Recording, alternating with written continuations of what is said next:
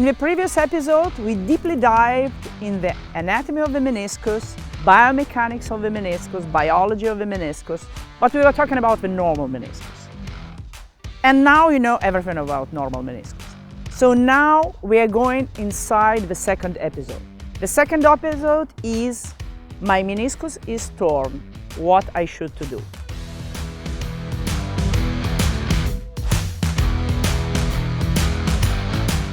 And now the ball is to Peter.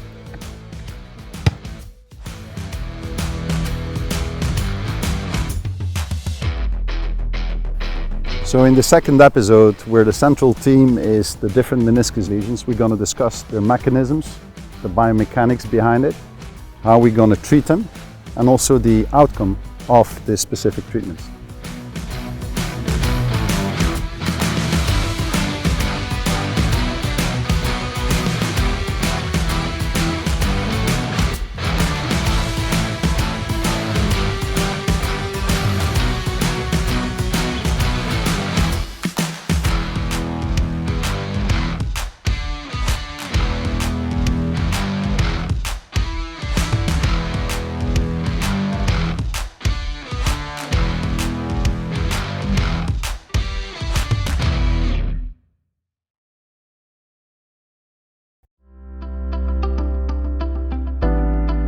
Mechanisms of meniscal injury, it's a difficult topic and very difficult to understand, to explain and still discuss.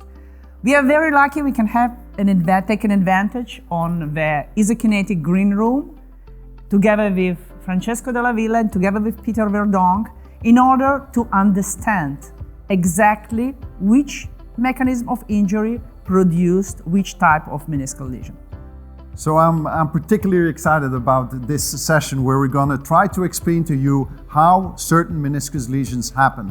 I'm here with Francesco Della Villa at the isokinetic green room. We have advanced technologies, biomechanical analysis, video analysis, ground plate. Francesco will tell you all about this in this session. Francesco. Peter, thank you very much. We'll try to do my best. So, welcome in our green room, and first of all, we really need to understand how these meniscal injuries happen in order to understand how to treat them in the best way possible. So, this is, for example, is a simple change of direction. Every football player, every game, perform hundreds of change of direction. So basically, when the football player or the basketball player, every sportsman or sportswoman hits the ground hits you with an equal and opposite force. And you can see very well here at the initial contact, these are the vertical ground force reaction, and you see 160 kilos that should be probably dynamically or statically absorbed by the football player. So then what happens? There is a kinematic response to load. And this kinematic response to load is tremendously important to understand how these complex injuries happen. Because basically there are a lot of kilograms that needs to be absorbed, and if the kinematics is not perfect, the initial contact is not neutral, it's likely to happen an overload on the lateral, the middle. And so now we will dig into the specific kind of lesions.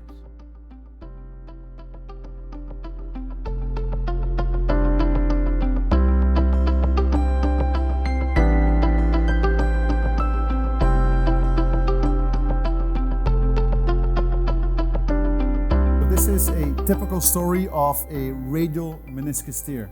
You're going to see this player, high jump, high velocity landing, almost in full extension, boom, on the lateral side, slide valgus. So you see here at the initial contact, Peter, this player has to manage a lot of body mass coming from a high jump, so landing 3-4 times, maybe 5 times body mass, a massive amount of load. Then, so at the initial contact, you see the whole body. The whole body biomechanics with this extended trunk recreates a higher knee load. The knee is extended, slides valgus. This creates a load in the lateral compartment of the knee. And this is dissipated not through muscle, through scap, so here all the load goes really on the meniscus, and Peter will show you what can happen in these cases.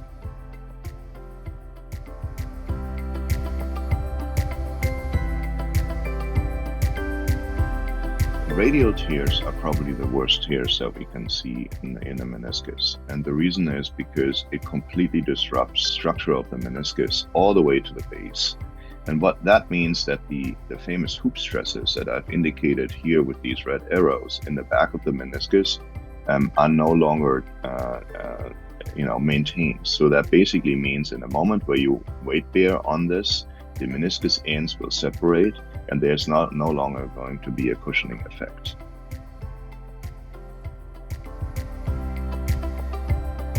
Christian, can you profile your tears? I mean, can you basically give the characteristics of the patients in which they occur, when they occur, how they occur? Are there differences between the medial side and the lateral side?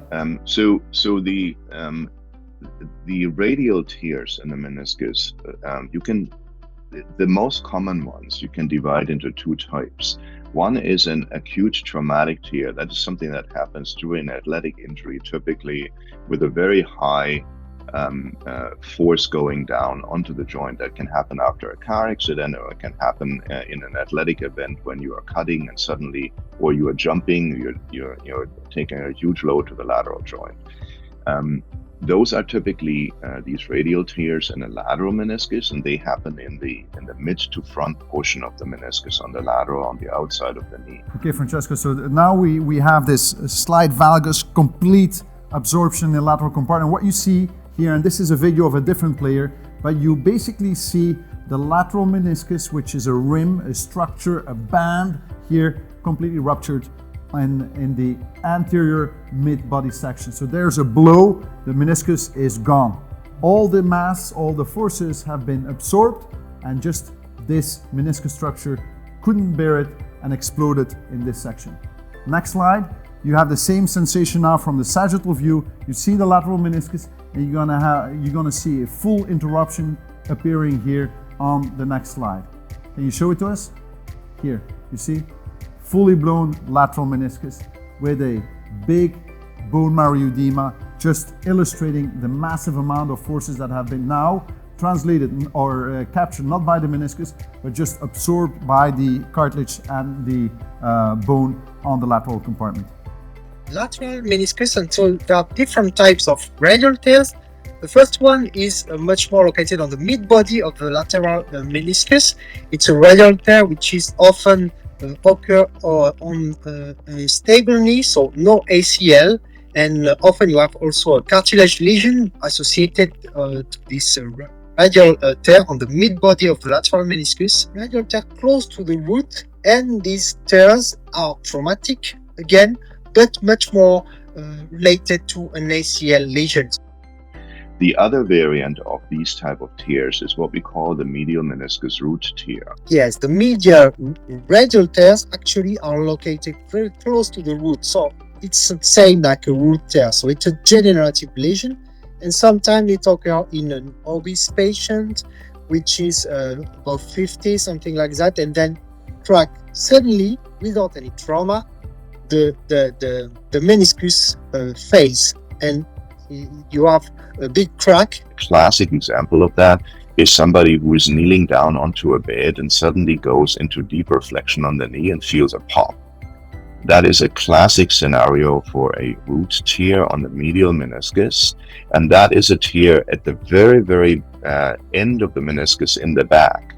It's also a complete radial tear, and that, however, has a very different implications in terms of the repair.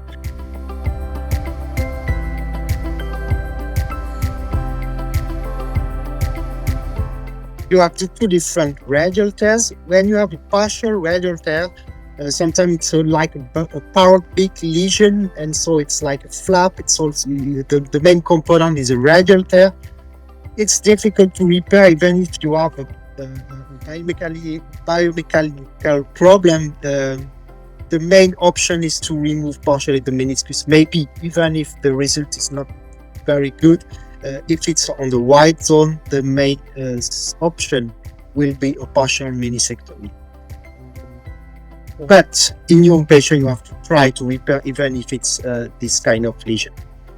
And the other problem is when you have complete radial tear. The complete radial tear is that it's like you already have a subtotal meniscectomy functionally. So there is no option.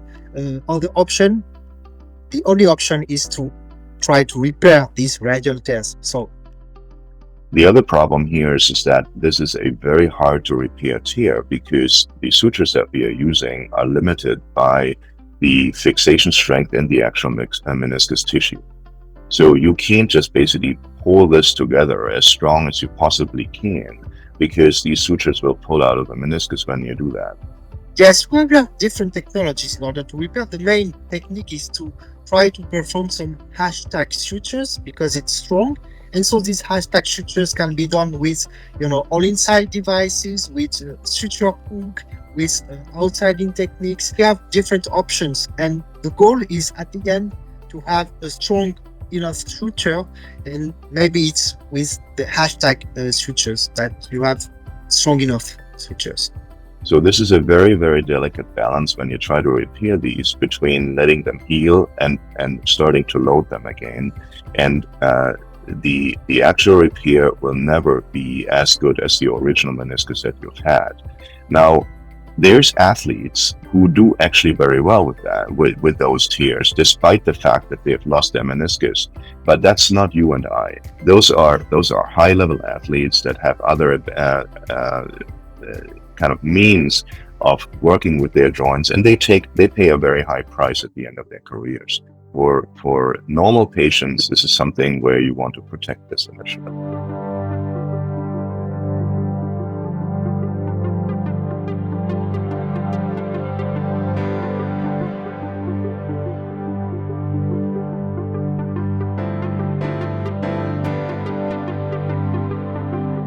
So the next lesion that we're going to discuss is a medial root tear.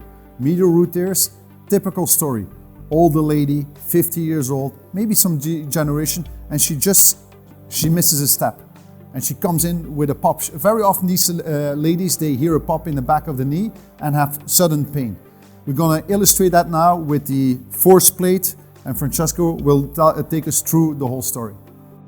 Okay, thank you very much, Peter. So here we have a demonstration. If you focus a little bit on the sagittal plane, on the lateral plane, we can see that in these cases, when you miss a step, generally you land into heel. With this kind of heel strike, we have very high transcaral force reaction. You can see very well over there the vector. We are speaking about around 200 kilograms, so more than 2,000 newtons. So this really high vertical gross force reaction is dissipated through also static structures and can lead to injury. If we play the video, if we go really step by step, you can see really the green arrow is the amount of load that there is, and then again, go play the video please, there is absorption of the load at the knee level. And you can see the slight barrel, so a little bit of neutral alignment, and the middle compartment is hit in these cases.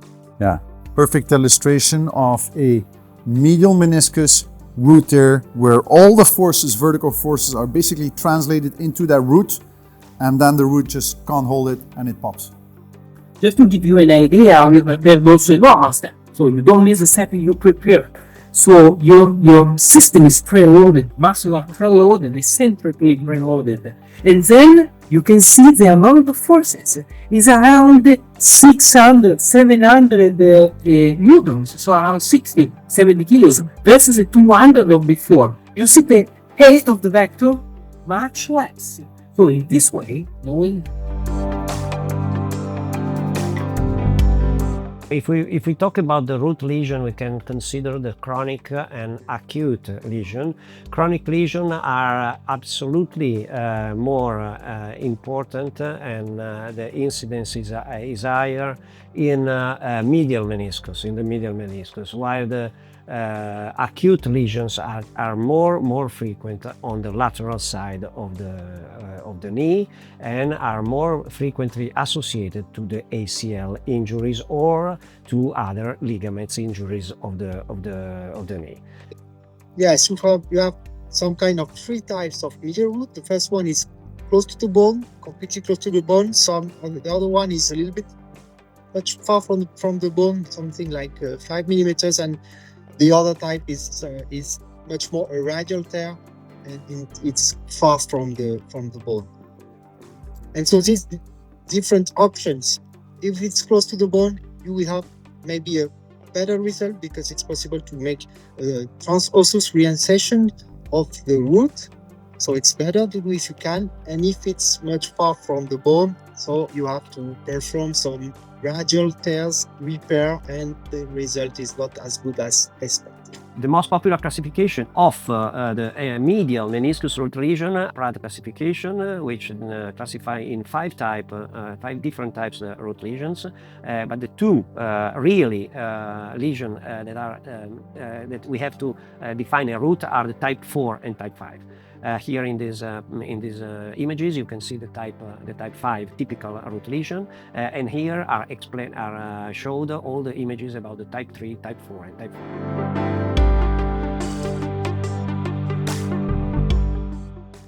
So we'd like to talk about a typical presentation. Tends to be a middle-aged patient, perhaps a low-energy mechanism of injury, such as just missing a step, getting up off a low chair. Oftentimes the patient will feel a sharp pain in the back of the knee or posteromedially in the knee. Sometimes this pain can improve quickly. Sometimes this pain can get worse quickly. So a typical 51-year-old female that I saw a few weeks ago, she was sitting at a picnic, got up off a low chair, felt a pop. She presents with x-rays that show minimal degenerative changes in the medial compartment. When we look at her MRI, she clearly has a root tear. She has some fluid in the bone as well as some extrusion. So the question is, what is this root tear and why does it have so much significance? Well, there's a root posteriorly for both the medial meniscus and the lateral meniscus.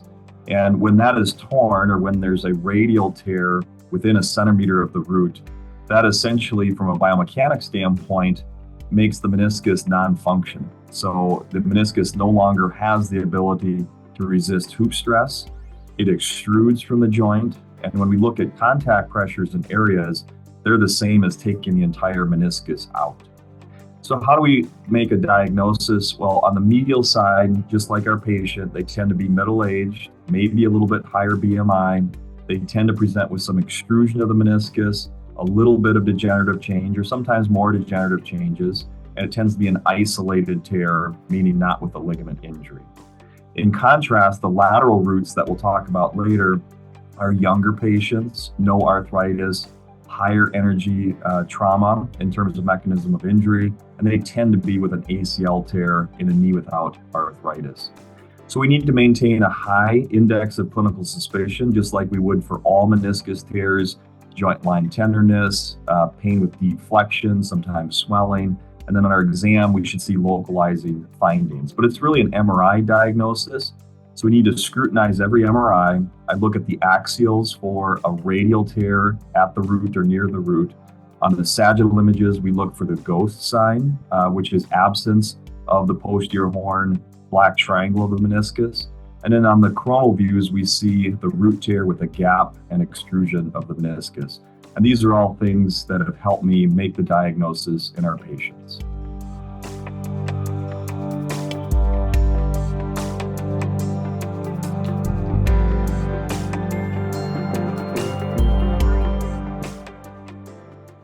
So we're discussing ACL lateral meniscus root tear. Very important to understand about the lateral meniscus that it's squeezed between the femur and the tibia.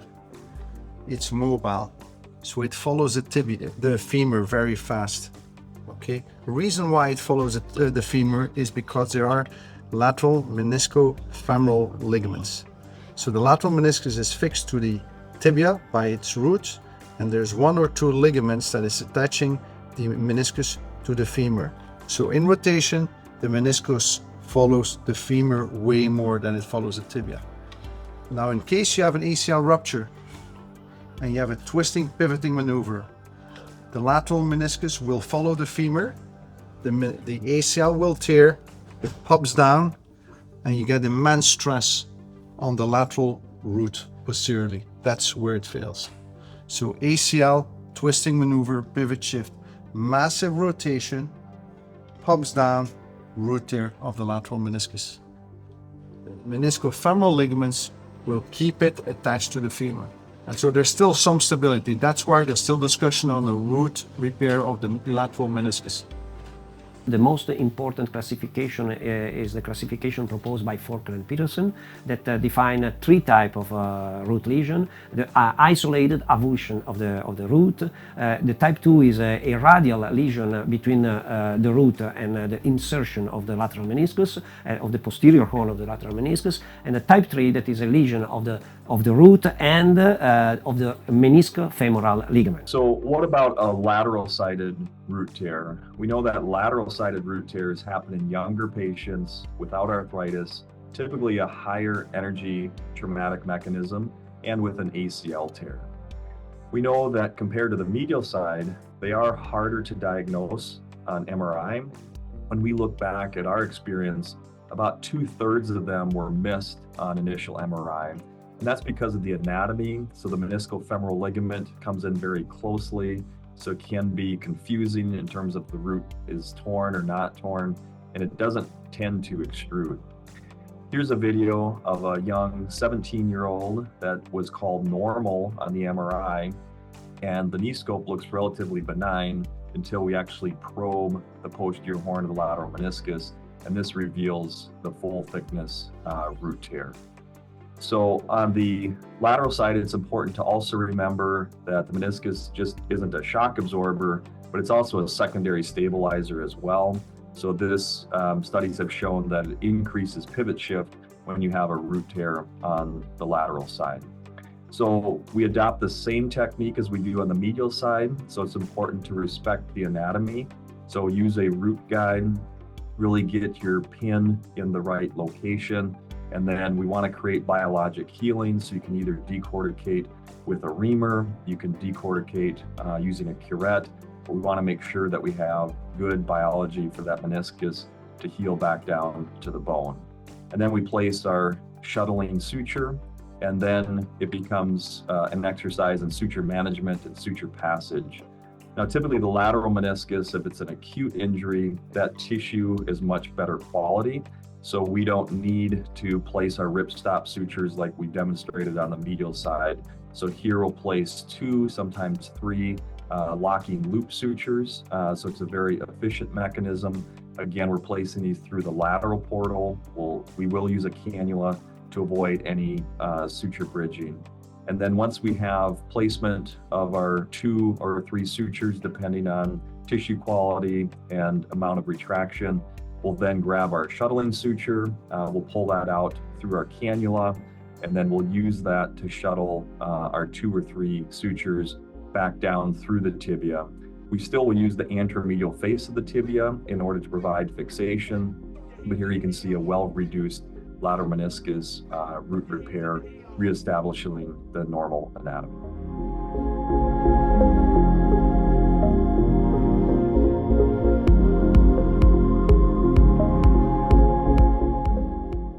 So now we're discussing medial ramp lesions. Medial ramp lesions are completely different order. Medial ramp is situated on the medial side between the femur and the tibia and is fixed circumferentially to the tibia by coronal ligaments all the way around, especially in the back. There's a semimembranosus that attaches here, and that also has very strong attachments to this posterior root that is fixed to the tibia with the meniscotibial ligaments and is fixed to the semimembranosus with a big capsula here. So in case of a massive AP dislocation because of an ACL tear, you have a massive rollback, shift, translation of that femur, and see how the medial meniscus is squeezed. And so we believe that when the meniscus is popped back, or because of the quad pulling forward and then the semimembranosus pulling, trying to withstand that force, it pops back into position. You get this vertical tear of the meniscus from the ligament. So posterior ramp lesion consists of a lesion between the meniscocapsular junction to the tibia because of a massive translation of the femur, really hurting that connection in the back. And what you're gonna see here is this player coming in, look at the right knee, clear dislocation there, reduction. So the medial side basically pops and turns back. And Francesco again is gonna take you through the whole biomechanics behind it. Thank you, Peter. So if we zoom a little bit on the knee again, think about really what the ramp lesion is. When you have this kind of injuries, everything is shifted really anteriorly with a huge anterior tibial translation. It's not happening just on the lateral compartment, but also in the medial. So in this process, you can have a ramp lesion, but also going backwards, you can have a lesion because of the bony impact. And the medial meniscus is just around there. So it seems, Peter, that we can have a different kind of meniscal lesion associated to ACL injury. Can you dig a little bit this aspect? Very, very good question. So basically what happens, how we understand this, on the lateral side, the lateral meniscus is a secondary restraint to rotation. So if there's a high rotation force, your lateral meniscus will be the secondary restraint. The ACL pops, the lateral meniscus tries to withhold this rotation and pops too, fails. On the medial side, it's a little bit different. The medial side, the medial meniscus is more AP secondary stabilizer. In this case, you're gonna have a big AP shift. ACL pops, medial meniscus tries to restrain to that secondary AP translation and also pops on the medial side. Difference is medial side AP, lateral side rotation.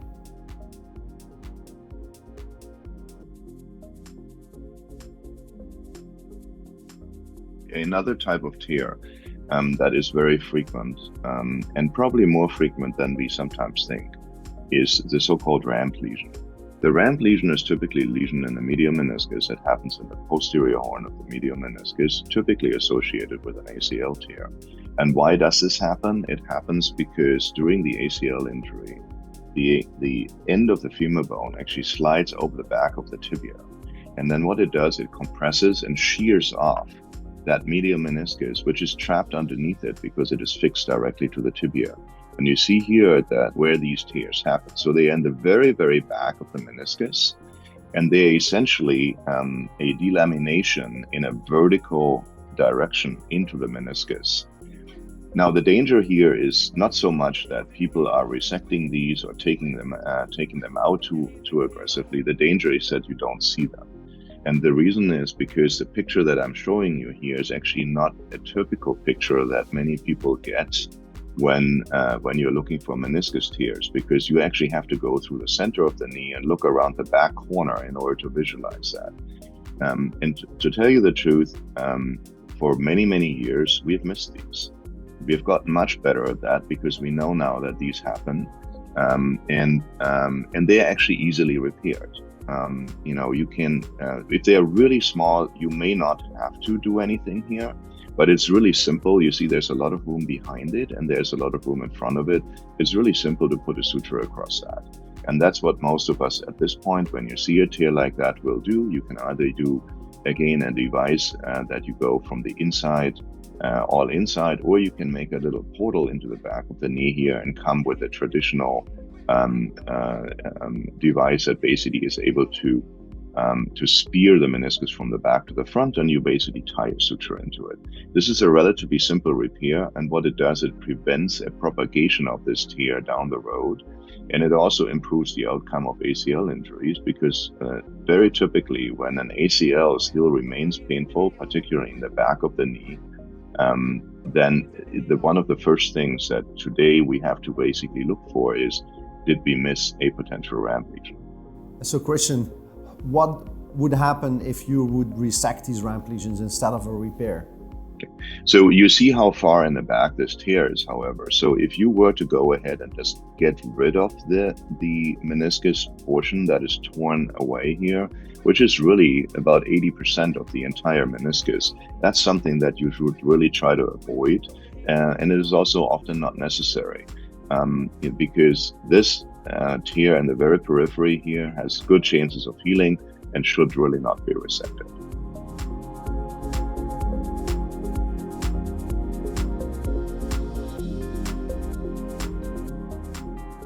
This video presents the arthroscopic repair of medial meniscus ramp lesion. Firstly, anterior probing of the posterior horn of the medial meniscus is performed using an arthroscopic hook. This is followed by a transnotch approach to the posterior medial compartment of the knee, with the arthroscope passing between the medial condyle and the PCL, with the knee in flexion and slightly in valgus. This allows a perfect posterior medial view of the knee. We recommend starting with the needle palpation of the posterior aspect of the medial meniscus, which, as in this case, allows the identification of a very fragile scar tissue, prompting a posterior medial accessory portal to be performed. The saphenous vein and nerve can be avoided by using transillumination. Meticulous debridement of the scar tissue is then easily achieved via the accessory portal using a shaver. This will also further promote healing of the lesion.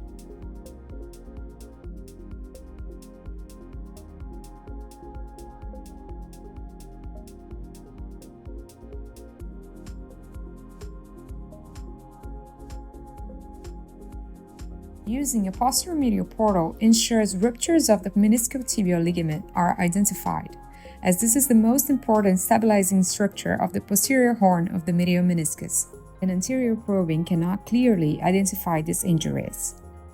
The repair is performed using a specific 25 degrees curved hook loaded with a resorbable suture. It is advisable to firstly grasp the capsular part, which includes the meniscotibial ligament, followed by the anterior border. It is important to stay very close to the lesion, since it is located in the red zone with a high healing potential. A sliding knot is performed with half hitches to lock the knot outside of the knee, and then pushed into the joint with a knot pusher.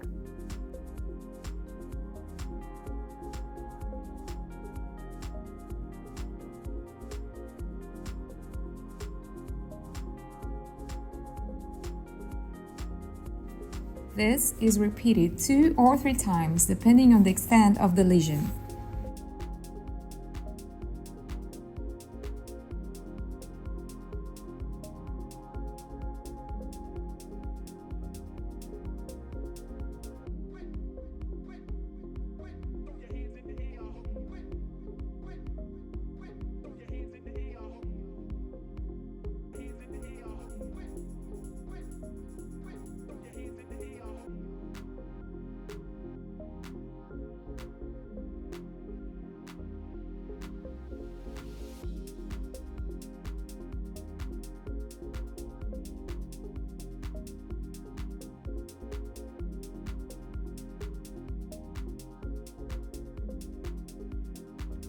The repaired ramp lesion is assessed with a hook to make sure there is appropriate contact between the repaired edges to ensure healing. Final probing of the posterior horn of the medial meniscus is performed with an arthroscopic hook to ensure that there is no anterior translation, which would indicate potential residual instability.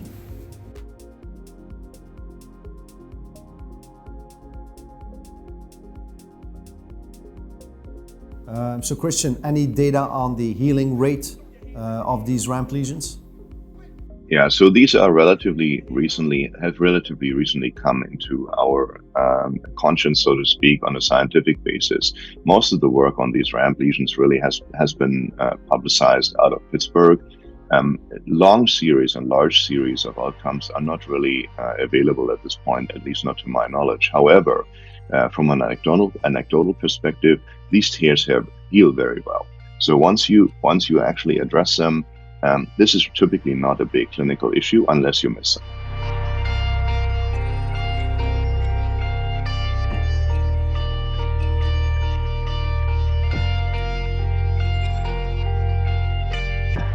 Typical meniscus lesions that everybody knows is the medial meniscus bucket handle tear.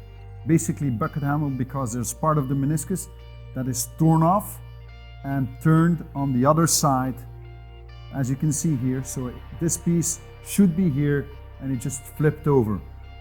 This part is the meniscus and it flips over. hence bucket handle tear. Happens typically with forced deep knee flexion. Patients that work on electricity, on the floor, ground, deep knee flexion, they feel a pop, medial meniscus, bucket handles. So just to explain biomechanically, medial meniscus bucket handle tears. This happens as we just heard during kneeling activities. So when someone is kneeling, as Matteo is doing right now, you see the shift of the vertical down force reaction vector towards the back. So if we stop here, we see clearly that the moving arm is much higher, putting a lot of pressure on the knee and on the meniscus. If this is coupled with the torsional component, and of course the femoral plane component, this can create a lot of pressure on the medial compartment and the tear. And this is the example of the acute tear. A classic vertical longitudinal tear is the bucket handle tear. And the bucket handle tears actually do heal very well. There's multiple reasons for that. One of the reasons why they heal very well is because they are typically tears in the periphery of the meniscus. The periphery of the meniscus, that means the base of the meniscus, is very well supplied with blood vessels. And therefore we call this the red zone.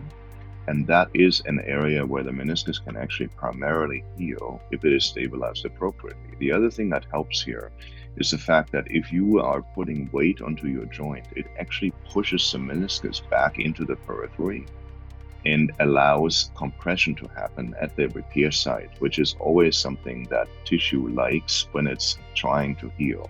So from that perspective, there's 2 points already that are helping this meniscus tear to heal better than probably others. And the third component is that they very often happen in conjunction with ligament injury, such as an ACL tear. And what that does, it actually liberates additionally substances into the knee joint through the initial hematoma that supports meniscus healing. We know that from other studies where we compare, any type of meniscus tears in patients with and without ACL tears, and the ones with ACL tears where there's additional bleeding into the joint actually do better overall, which is one of the reasons, for example, why some people may use things like blood product injections, whether that is PRP or an actual, what we call a blood clot, into the periphery of these menisci to try to support some healing. So the bucket handle tear is one of those tears that actually do really well in the outcome. And if you're looking at old studies out of the late 90s, or actually early 90s by Henning, who was the first one to start repairing these, he could actually already back then show that they have a very high healing rate in about 70 to 80% of the cases. And that's really continues to be the case with modern technologies, and with these that you see here at the top circle, these inside-in suture techniques, you get about an 80 to 90% healing rate if this is done appropriately.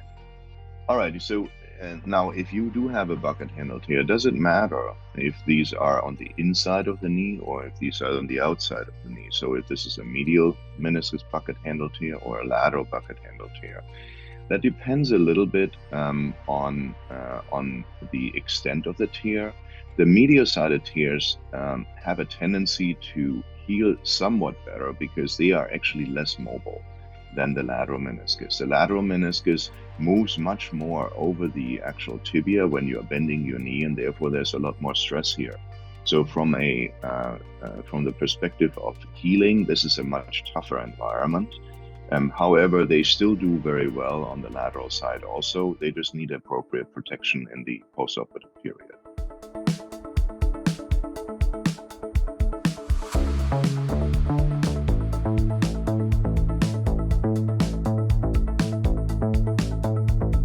This is this typical degenerative lesion happening or occurring in a high number of patients, advanced stage. Once you're 50, many of these patients will just come in with an asymptomatic medial meniscus tear.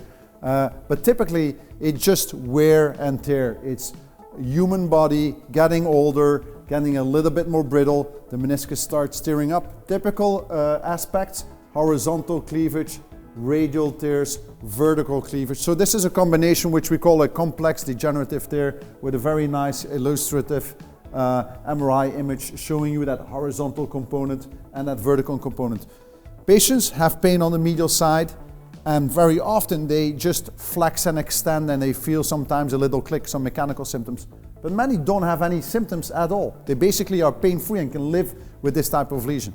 Just to explain really biomechanically what happened in a degenerative tear, you see this repetitive mechanical loading without any peak, but with kneeling after kneeling. You see exactly in this way, you increase really the load in the medial meniscus area, and this can create a degenerative tear. So the same kind of mechanism, but with the less amount of loading, with repetitive. Just to explain you what is the degenerative tear of a meniscus. Degenerative tear of a meniscus, it's an horizontal tear most of the time. Like I cut here this piece of paper. So normally it's obviously horizontally displayed on the meniscus. So if it's the section of your meniscus, it cuts it horizontally and it transforms into two sheets. But if you pull on this tear, like you pull on this sheet of paper, it still have a strength of the entire meniscus. What happens later? This horizontal tear starts to degenerate, starts to propagate, and start to add vertical tears. You start to add complex tears, so it's becoming a complex lesion, okay?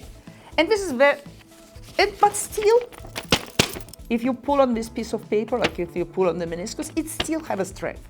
It still have a strength, which is totally different from the radial tear. So radial tear is this.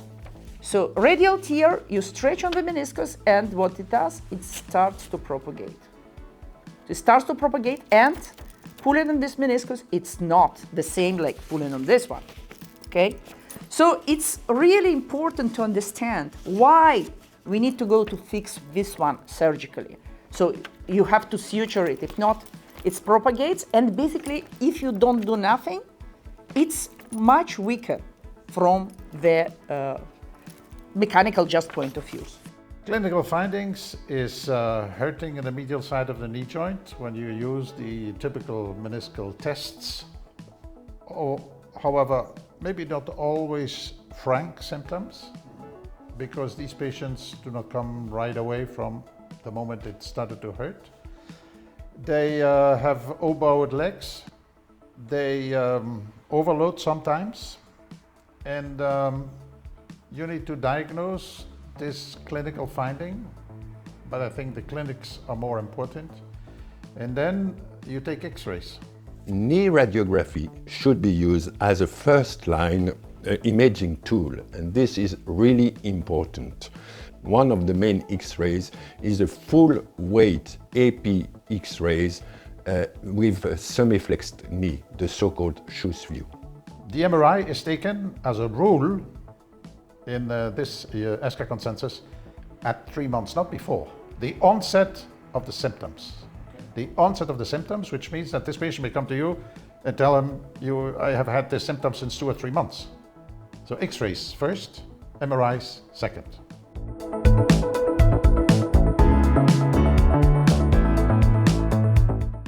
The painful degenerative meniscus tear, you start with conservative treatment. You don't jump to surgery.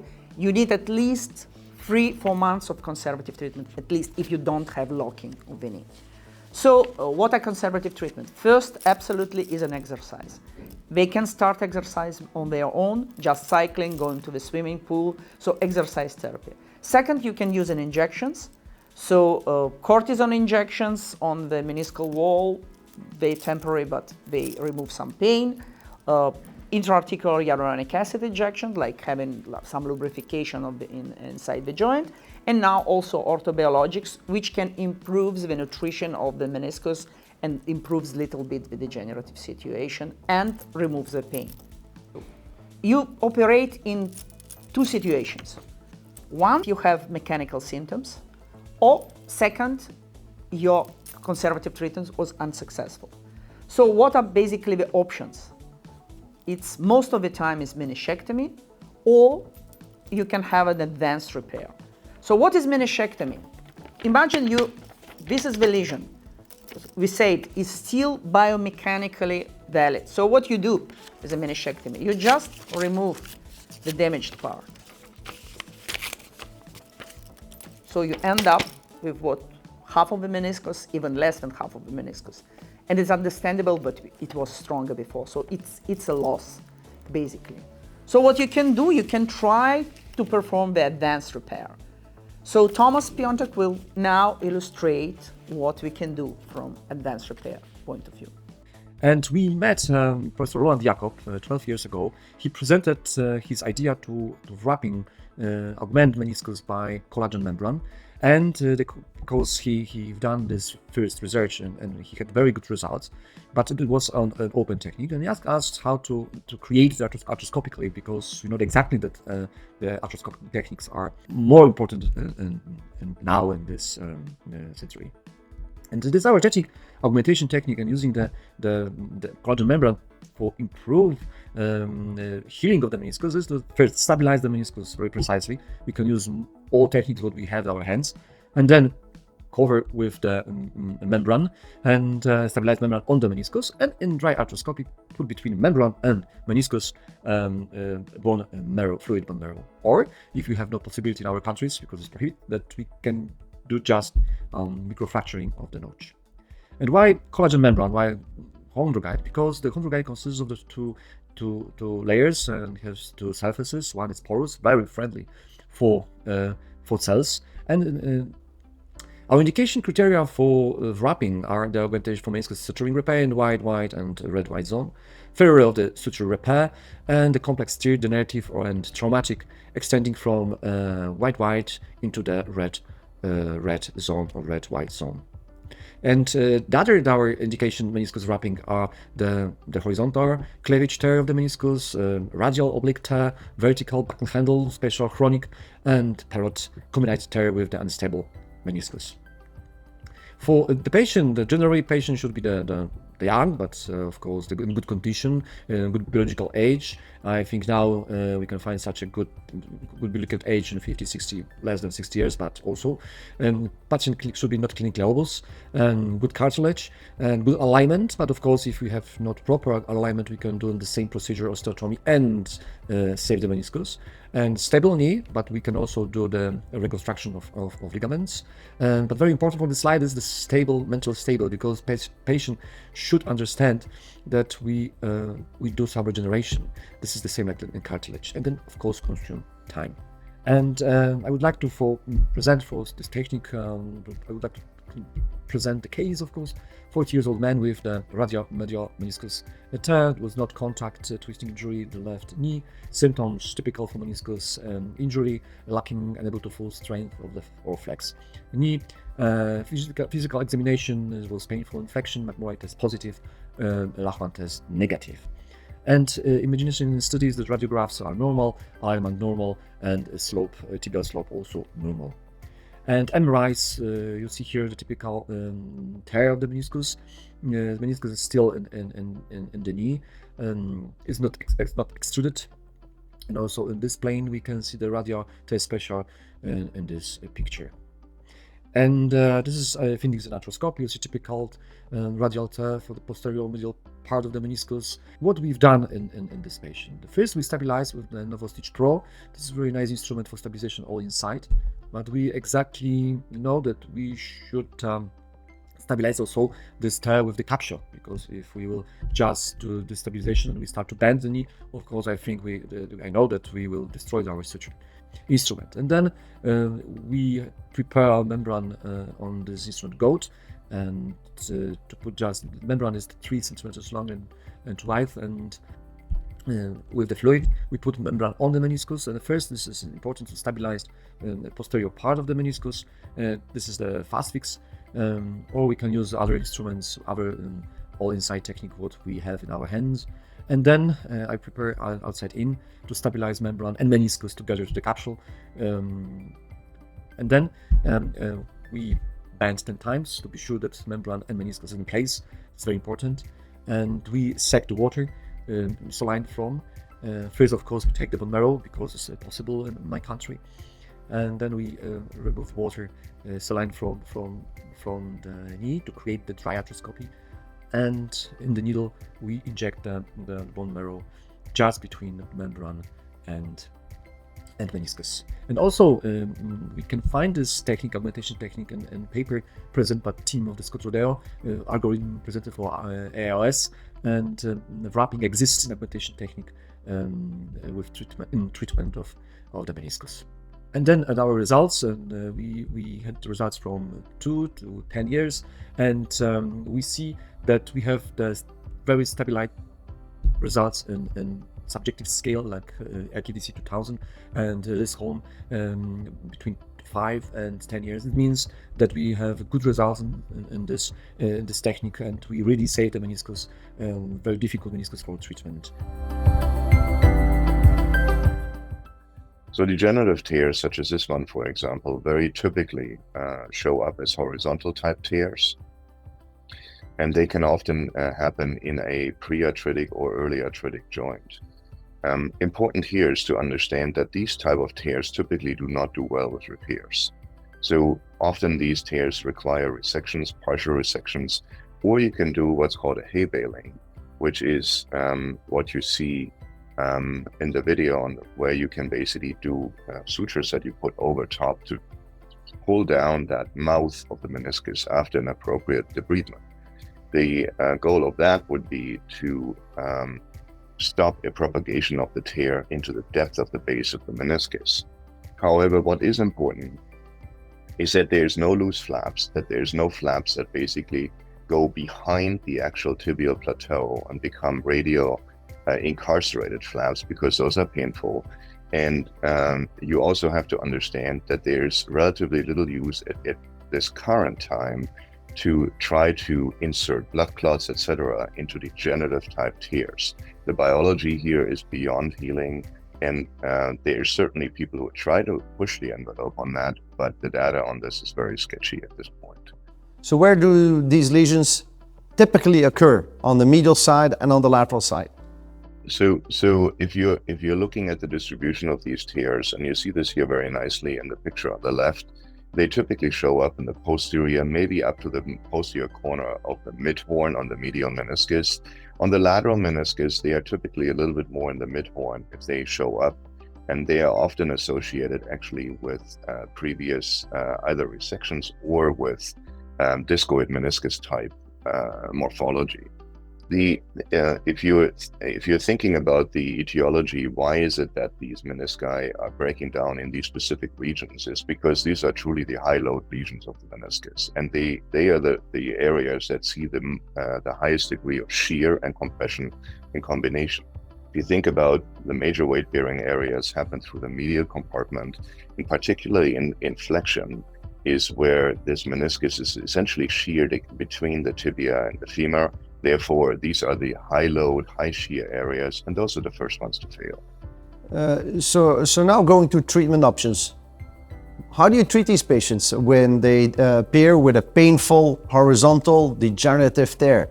Do you treat them conservatively? Do you treat them surgically? And if you do surgery, what type of surgery you do? The discussion as to how exactly this happens and what the etiology is in terms of what is pain generating here. One fundamental difference between the superior and the inferior leaf is the fixation in the back, right? If you think about it, where the meniscus is fixed to the tibia. So the lower portion of that meniscus is more stationary, the upper portion is more mobile.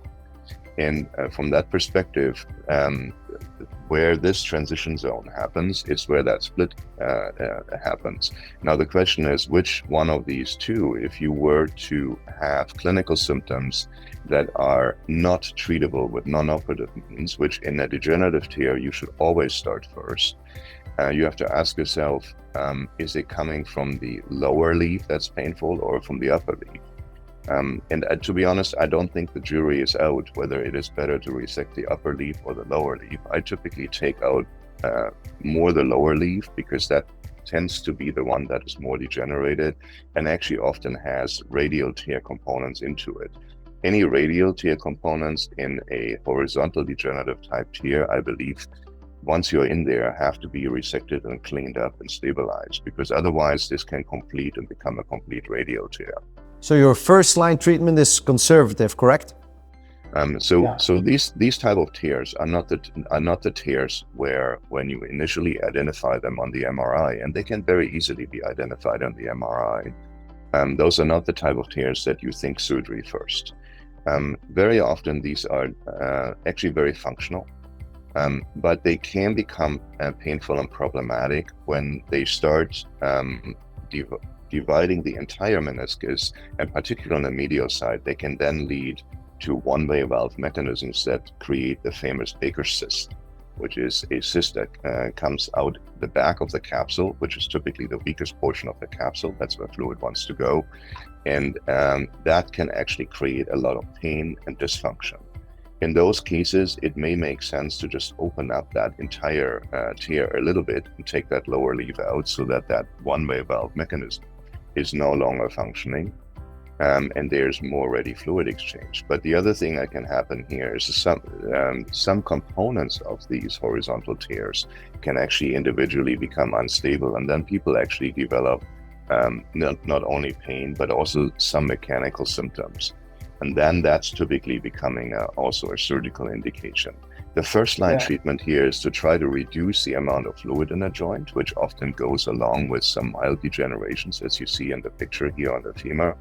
And that fluid can actually drive the pain response. If you can reduce that initial inflammation, they are often doing very well and they're very functional. That fails, then surgery is typically the next step. One of the reasons why we do not like to primarily resect these degenerative type tears is because you have a functional meniscus in there. In the moment where you're really removing some of these parts here, your risk of fairly fast progression of your osteoarthritis, which is determined by these other parts here, goes up. And in some patients, this can happen very rapidly. Within several months, they can progress to full-on arthritis after these resections, and you can't predict who that patient is. So you do not want to take that risk. And as long as you can manage these non-operatively, this is a better course. Let me tell us the story of a patient, a middle-aged, left knee, and he's active. He plays tennis, and 3 months ago, he felt some pain on the medial side of the knee with some clicking. There is no history of trauma and no history on this knee. On the clinical exam, the surgeon found a tenderness on the medial joint line during the so-called meniscus maneuvers. X-rays were done, and these X-rays were completely normal, including the Schuss view. He had pain 3 months ago, and so we could propose a partial meniscectomy to this patient. And you can see on the screen the result of this partial meniscectomy. But there are sometimes some cases where a meniscectomy can be proposed very early in the evolution, but there are some rare cases, some selected cases, where indications of arthroscopic partial meniscectomy can be proposed very early. In the past, arthroscopic meniscectomy was considered as the gold standard, but now meniscus preservation is the gold standard, of course. This will take a long time to change the paradigm. This is normal. Don't be aware about that. Don't be afraid about that. This is completely normal, but it will come for sure. In this episode, we took a journey into the history of meniscal tears and their treatment. But what happens after meniscal surgery? What are the outcomes and what are the long-term risks? We'll see this and more in the third and final episode of the Meniscus Discovery series.